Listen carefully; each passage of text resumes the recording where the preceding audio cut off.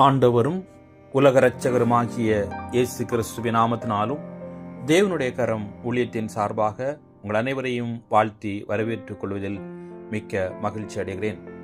இந்த அக்டோபர் மாத வாக்குத்தத்த வசனமாக செப்பனியா 2 அதிகாரம் 3 வசனம்.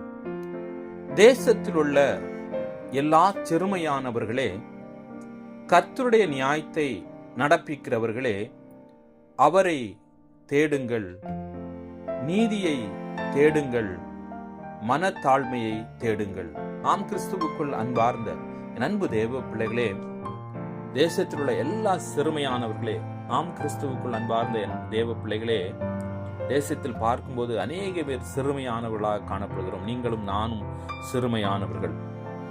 அதேபோல் அவருடைய நியாயத்தை நடப்பிக்கிறவர்களை இன்று பார்க்கும்போது நியாயம் நீதி நடப்பிக்கிறவர்கள் அநேக பேர் காணப்படுகிறார்கள். ஆனால் அவர்கள் தேவனை தேடுவதில்லை, நீதியை தெரிவிப்பதில்லை, நீதியாக நடந்து கொள்கிறது கிடையாது, மனத்தாழ்மை உள்ளவர்களாக இல்லை.